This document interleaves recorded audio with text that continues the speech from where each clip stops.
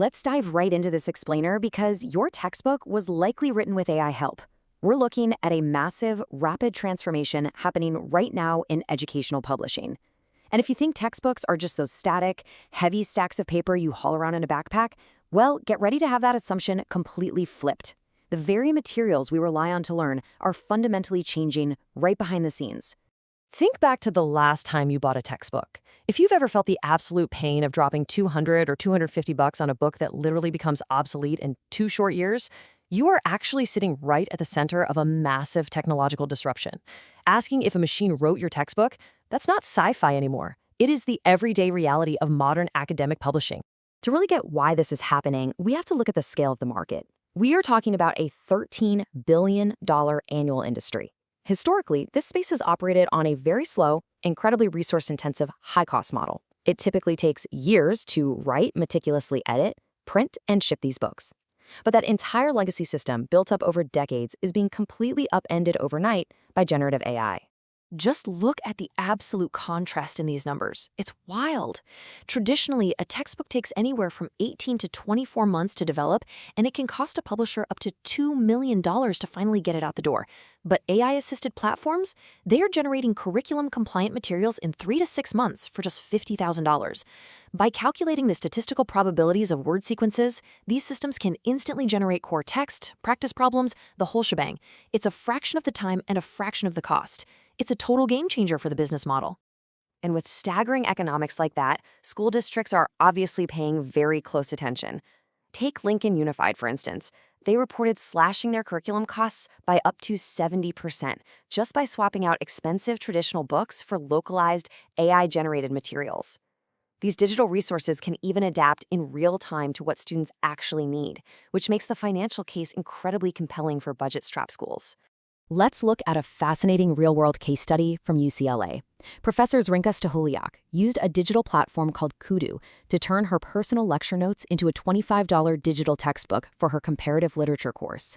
From her perspective, it was an absolute no-brainer. Why not save her students hundreds of dollars while keeping the core materials strictly rooted in her own localized expertise? But, as you might guess, this project hits some immediate controversy. The AI-generated cover of that very textbook produced this completely nonsensical, garbled text. It literally read, "Of Nerneocular Latin to an Evolution on Nance Languages." It was a blatant image generator glitch. Yet, remarkably, a grad student involved in the project defended this gibberish as an intentional artistic choice meant to challenge students' assumptions about language. Yeah, well, not everyone bought that artistic choice defense. As one academic critic bluntly put it, whoever approved it should have their doctorate revoked and be thrown into the stocks at the center of the main university quad. It sparked a fierce, highly public debate about the standards of academia. When we start handing the reins over to machines, where does the professional responsibility for accuracy and quality control actually land? Which brings us to Section 1, hallucinations and fake citations. Let's see what happens when the AI isn't just messing up a cover image, but actually messing up the fundamental facts. When AI systems confidently make things up, tech companies casually call it a hallucination. But critics argue that this term is actually kind of dangerous. It anthropomorphizes the software, making it sound like a simple, excusable human mistake, which severely downplays the reality. In an academic context, an AI hallucination is essentially the falsification of the scholarly record. It's a machine seamlessly generating unsupported generalizations and fabricating sources from thin air. To see this systemic risk in action, we just have to look at Springer Nature, a highly respected, globally recognized academic publisher. In 2025, they released a $219 AI-assisted hardcover academic book titled Mastering Machine Learning, From Basics to Advanced. Now remember, this wasn't some cheap, self-published digital handout. This was an expensive, formally published volume from a prestigious scientific house that researchers trust for verified info. And here is the kicker. That book had to be formally retracted. If you look at the investigation breakdown on this slide, out of 46 total citations in the book, 25 of them were completely fake or unverifiable. Over half of the book's references pointed to research that simply did not exist.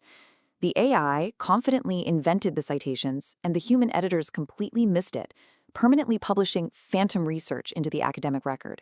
Let's pivot now to Section 2, Copyrights and Academic Integrity. Because beyond fabricated facts, AI introduces an absolute labyrinth of legal and ethical complications. The Authors Guild is waving some massive red flags here. First, they point out that AI outputs are generic mashups of pre-existing works, meaning AI-generated text cannot legally be copyrighted. Plus, turning in an AI-written manuscript might actually breach an author's publishing contract, which strictly requires original work.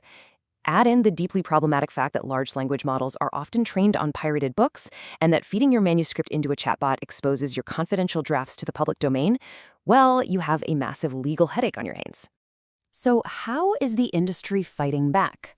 That brings us to Section 3, establishing new publishing rules. Educational institutions and major publishers are urgently scrambling to build frameworks to protect human knowledge from unchecked automation. The proposed resolutions are understandably strict. Basically, the burden of proof is being shoved squarely back onto human authors. We are seeing sweeping mandates for independent, human verification of every single reference. Publishers want detailed AI disclosures enforced across the board, and they're adopting secure intellectual property licensing to maintain the rigorous standards of the global scholarly community. Those vague catch-all disclosures like AI was used in the preparation of this manuscript are no longer going to cut it.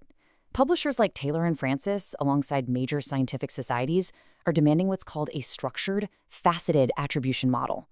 This means authors must explicitly outline exactly what the AI did. Did it shape the core arguments? Did it generate specific examples? Or did it just run a spell check? The origin of the labor must be completely transparent. Meanwhile, the defense against AI scraping is rapidly ramping up. Open access providers like OpenStax and independent publishers like Intellect Books are putting up walls. They are adding strict opt-out licensing clauses to actively prevent tech companies from absorbing their free, peer-reviewed educational materials just to train proprietary commercial models without permission or compensation. Which leaves us with this vital, defining question, one that was actually raised by an academic critic during that initial UCLA controversy. As AI textbooks offer incredible, undeniable cost savings, they also threaten the very foundation of verified truth, copyright, and authorship. So in our collective rush to automate the curriculum and save a few bucks, what exact role will verified, human expertise play in the classrooms of tomorrow? Are we participating in creating our own replacements at the expense of everyone who truly cares about teaching and learning? Think about that next time you open a textbook. Thanks for joining me for this explainer.